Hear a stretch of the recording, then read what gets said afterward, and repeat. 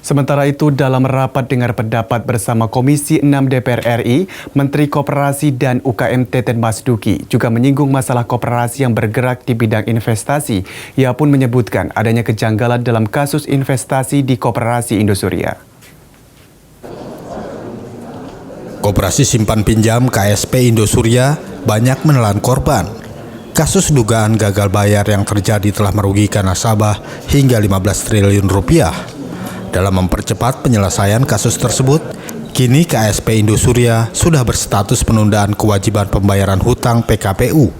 Terkait hal ini, Menteri Koperasi dan UKM Teten Mas Duki mengatakan, dalam kasus Koperasi Simpan Pinjam KSP Indosuria ada sejumlah pelanggaran dan penyimpangan.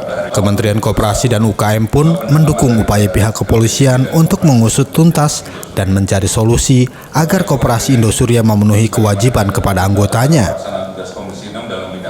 Baik, yang pertama mungkin Indosuria dulu ya. Ya.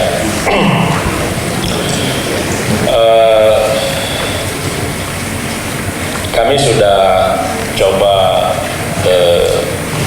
pelajari, kami baik pengawasan di masa yang lalu, kami menemukan memang dalam kasus Indosuria itu ada sejumlah pelanggaran. Ya. Ada penyimpangan, mungkin saya nggak bisa sebut satu persatu di sini. Ya. Kami sudah kerjasama dengan OJK dan juga Kapolri dengan Mabes Polri untuk mencari solusi dari kasus Indosuria ini. Kementerian Koperasi dan UKM hanya punya kewenangan kan di pengawasan di saat pembinaan. Ketika masuk dalam kasus hukum seperti ini, kita sama sekali tidak punya kewenangan untuk lebih jauh intervensi di proses hukum. Karena itu kami kerjasama dengan OJK, ya, dari Kementerian Koperasi dan UKM telah meminta Kementerian Hukum dan HAM untuk memblokir perubahan Badan Hukum Koperasi Indosuria, dan kita lakukan.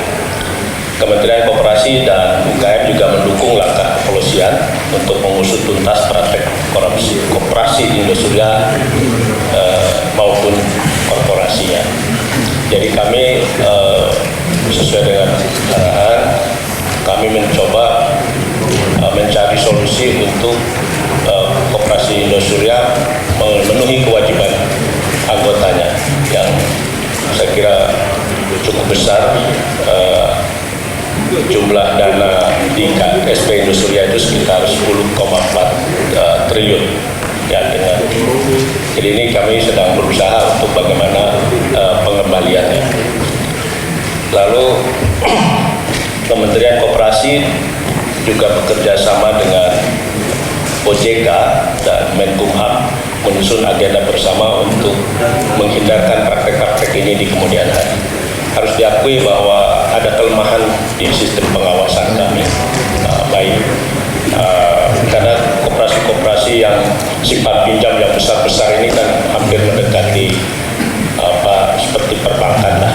Jadi standar pengawasan kami masih harus diakui masih lemah, kapasitas SDM juga masih lemah.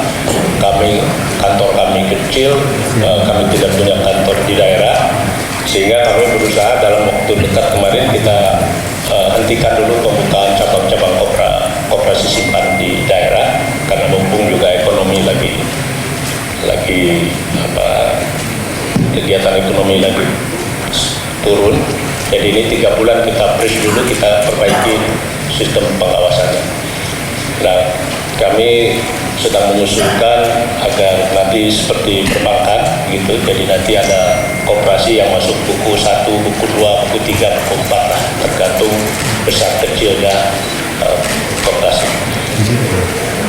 Penundaan pembukaan atau cabang-cabang koperasi simpan pinjam dimaksudkan untuk kami melindungi masyarakat yang menyimpan dana di operasi simpan pinjam dan juga saya kira untuk menyelamatkan operasi itu sendiri.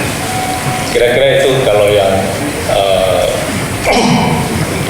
dan semalam kami juga meeting dengan Kabar Eskrim untuk meminta progres yang sama, jadi saya kira menyamakan kita akan menyelamatkan dulu bagaimana mengembalikan kewajiban dari Indosuria kepada itu. Nah, bahwa nanti ada kasus-kasus hukum yang lain itu saya kira akan berjalan. Barangkali itu. Tahun 2021. Sebelumnya, para nasabah Koperasi Indosuria berharap kepada Kementerian Koperasi dan UKM agar permasalahan kasus dugaan gagal bayar dapat terselesaikan dengan keadilan untuk para nasabah. Dari Jakarta, Tirta Wijaya, Nusantara TV melaporkan.